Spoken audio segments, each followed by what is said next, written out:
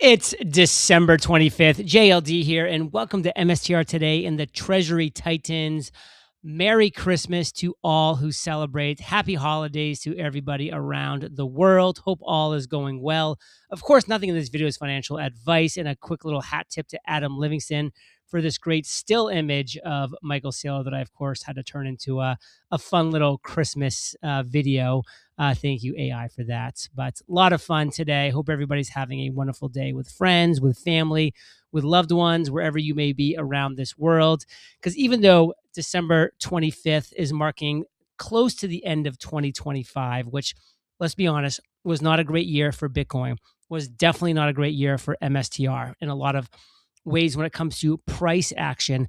But I would strongly argue with anybody who would say that 2025 was not a fantastic year for the fundamentals of MSTR, for the fundamentals of strategy, for the absolute incredible creation that Michael Saylor, Fong Li, and the strategy team have done with the 5 preferreds and more to come, with the absolute foundation of the USD reserve to pay those dividends for 32 months and probably going to be expanded going into 2026 and beyond.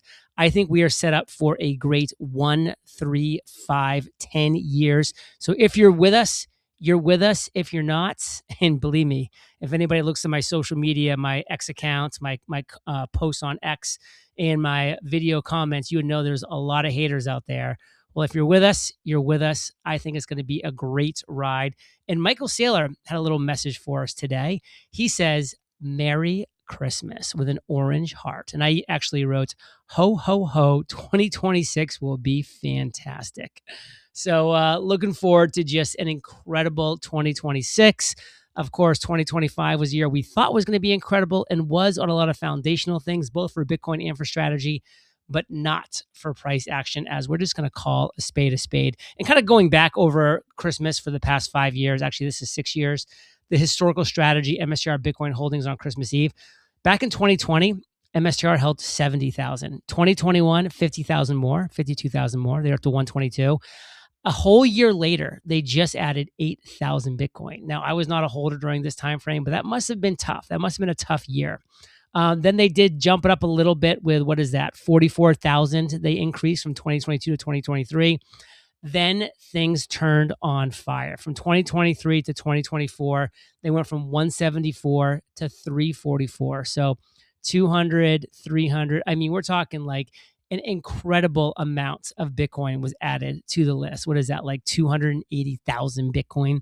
And then, of course, from 2024 to 2025, they went from 444 to 671 and change. So powerful times. They may not be done, by the way. We may be seeing something on Monday. Time will tell. But we will definitely see if they want to close in at maybe 675 on the dot. We'll see what they end up doing. But stacking like there is no other. Let's go. And then on that note, here's a Bitcoin price on Christmas Day.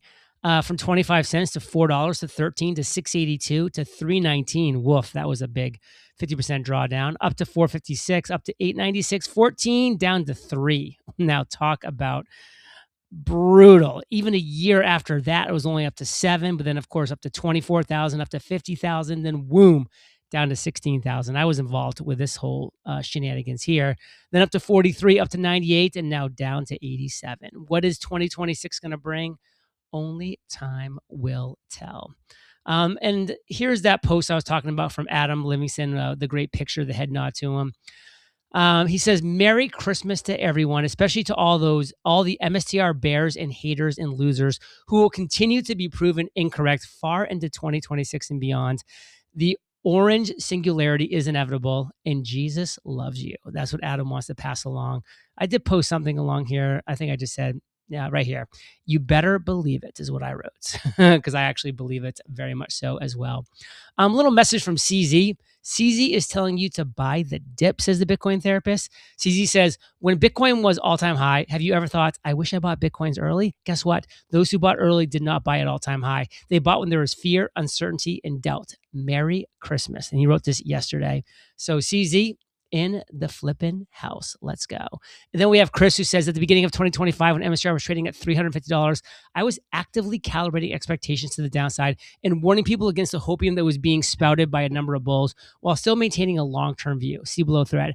As we approach the beginning of 2026 with MSTR trading at 150, I'm actively calibrating expectations to the upside. 2026 is going to be a great year. And Chris is right. This is how he's always operated. That's why I have always enjoyed following him, consuming his content, and sharing his content, because he does do the work. He does give a very measured view. As you can see back on February 7th, he said, a lot of you need a reality check, and it's partly not your fault.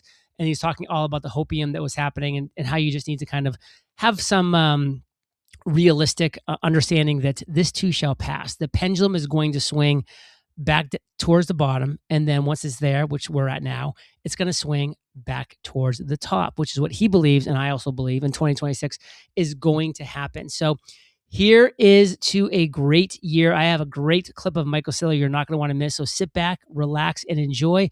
But please, for those of you that celebrate, have a Merry, Merry Christmas and a Happy New Year. If I had to trace the number one source of a failure of a publicly traded company, it's the CEO starts doing roll-ups and buying other companies that they think are helpful. Every single competitor of mine, they did these acquisitions, and you end up just buying a company, overpaying, then you buy another company, you think you got a good deal, and it blows up in your face, and you buy a third company, and then all your good employees quit because they hate the fact you bought the third company. You buy the fourth company, your shareholders quit. You buy the fifth company, and eventually around the sixth company, your financials collapse, your stock collapses, and you sell yourself. And you get amalgamated into the great beast of some mega software conglomerate. Yeah. And you can't remember their names, probably. That's where you go to die. And so I think you buy things when you run out of ways to grow. Okay. But here's my idea for how I'm going to grow. I'm going to sell a digital credit instrument that's going to give you a 10% dividend with 80 to 90% of the volatility of Bitcoin stripped off it. And I'm going to sell it to 5% of the credit market. And that's $15 trillion by my calculation right now. $30 trillion in 10 years. So I have an idea for $30 trillion. That's a pretty big idea. And you're telling me I should come up with a second idea? And I'm like, and the only thing that's the number one way to destroy or undermine your first idea for the 30 trillion is to come up with a second idea and get distracted. Take on other credit risk, right? Take on other distractions. And so let me make one more point, Alex. The other day I checked, we have like $60 billion of capital. Yeah. You understand? We could buy anything. Right. Right. Yeah. You understand, like investment bankers, like we could buy half of the Russell 2000. Yeah. Right. We could buy half of the publicly traded companies or merge with them. We could probably merge with or buy 37,000 public companies and 37 million private companies, and we could invest in every idea you could possibly imagine. We could also raise $1 billion from any credit investor in a week, maybe overnight if we wanted, right? When you start with $60 billion, it's not hard to find someone that will lend you $1 billion. Right. That's right. Every one of those ideas would be dilutive, distraction. And the number of bad ideas that people throw at you goes up exponentially the more money you have. And how many bad ideas do you hear? It's like, is it endless? We could be an insurance company. We could do reinsurance. We could underwrite this risk. We could become a bank. We could become a commodities trading exchange. We could, like, never ending. I could literally list you 1,000 in an hour. And then I could tell you the 100 reasons why each of the 1,000 doesn't make sense. And after I gave you 100,000 reasons for not to expand, I would reduce it down to the simple maxism that Marcus Aurelius gave us 2,000 years ago. Just because you can do a thing doesn't mean you should do a thing, right? And I think humility dictates, if you have a good idea, right? the most important days of your life, the day you're born and the day you figure out why. Michael Saylor just made an $835 million bet buying the Bitcoin dip. Right now, Bitcoin's fallen almost 40% off its October high, and the big money is buying the dip. What's your strategy? Now might be a great time to convert your IRA or 401k to Bitcoin with the help of Bit IRA. Plus, you can fund it with pre-tax funds, then continue to invest it over time as you do any other retirement accounts. Bit IRA protects your assets with end-to-end insurance, highly secure storage, multi-encryption, and registered with the U.S. government. Your IRA is fully IRS compliant. Best of all, you can trade crypto within your retirement account without incurring taxes on any buys or sells. Just go to bitira.com/JLD and request a free info guide. Once you do that and open your IRA, you'll get a free ledger. Bitcoin has proven time and time again to rebound, every cycle going from a higher low to a higher high. With Strategy's latest purchase, Michael Saylor clearly believes Bitcoin is at a discount. Time for you to get in too. Go to bitira.com/JLD to open a tax-sheltered IRA in Bitcoin. When you're ready to build your complete business identity, you want to do it fast and right. With Northwest Registered Agent, you can build your business identity in just 10 clicks in 10 minutes. When you want more, start your business with Northwest. Everything you need to launch and protect your business all in one place. Your business identity isn't just your logo or website, it's everything that represents you. From what customers see to what they don't, legal filings, state licenses, secure domains, and compliance tools. Northwest gives you more privacy, more tools, and more guidance so you can focus on growing your dream. For nearly 30 years, Northwest has helped entrepreneurs like us build confidently. You can form your business for just $39 plus state fees, backed by real corporate guides, people who know your state's laws and have your back every step of the way. Don't wait. Protect your privacy, build your brand, and get your complete business identity in just 10 clicks in 10 minutes. Visit www.northwestregisteredagent.com/paidJLD and start building something amazing. Get more with Northwest Registered Agent at www.northwestregisteredagent.com/paidJLD. Okay. The arrogant guy thinks he was put on earth to solve 100 problems. The humble person, if they're fortunate enough to think they're put on earth with a mission to solve one problem, you just got given a gift, right? And so what we figured out is we can create digital credit, and it's better than $300 trillion of other credit. And whether or not it solves 1% of the market's problem or 5% or 10% or 20% or 0.1% doesn't really matter, right? It's a life's work to create good digital credit. If you're fortunate enough to be given the opportunity to do something, you should laser-like focus on that thing. Because you want to look at the history of failure, it's alpha males that solved one thing and think that that's solved and done, and they come up with 10 more things to solve. Yeah. Right? It's the Napoleon complex. Yeah. It's like, I now have to spread the French language and the French way of life to the frozen steppes and the tundra of Russia in the winter. And somehow, have you ever gathered 10,000 of your favorite friends and tried to walk across Europe? Like 1,000 miles. It's not a good idea in the 21st century, but somehow Napoleon got the idea that he might march 600,000 people, from Paris to Moscow in 3 months, conquer the nation, declare victory, and come back unscathed. It was never a good idea. Yeah. But it was the 14th bad idea he'd had in in 14 years. But hope springs eternal. People come up with these outrageous, ridiculous ideas. And it's like, maybe you might want to have just noted that the odds of a Corsican actually rising to rule France were like 1 in 100 million. Yeah. And stopped there. And just let it ride. Instead of we got to conquer Egypt, and we got to conquer Germany, and we got to conquer Spain, and we got to conquer UK, and we got to conquer Russia, and we got to conquer Poland, et cetera, et cetera, et cetera. But it happens. It continues to happen.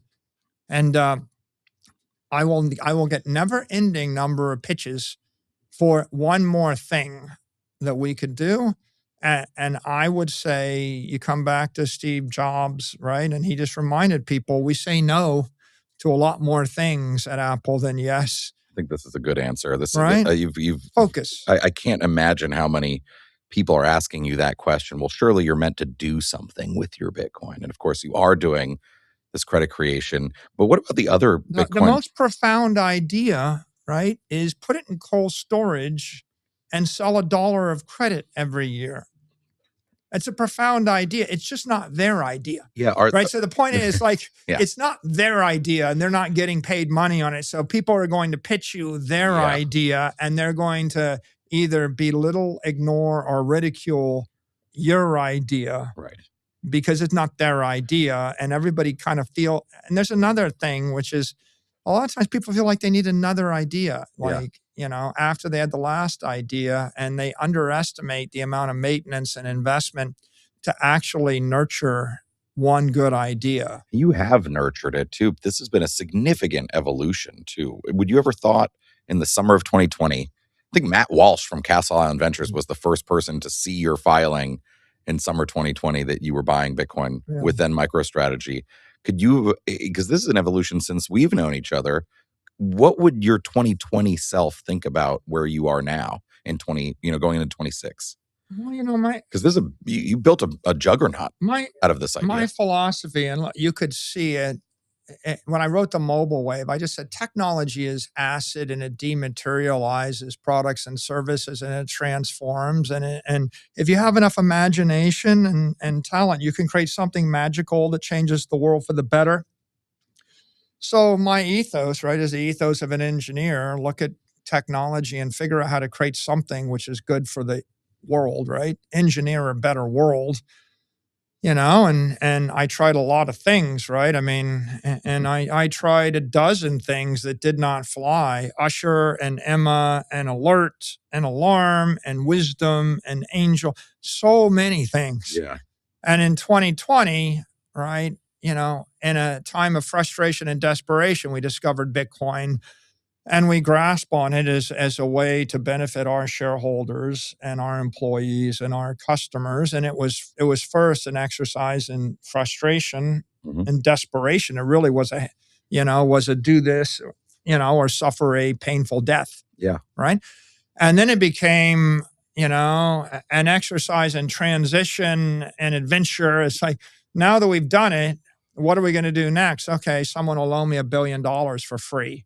Well, a year ago, I was looking at winding up the company, and now I have a chance to actually buy $1 billion of Bitcoin for free. What's the second best? There is no second best.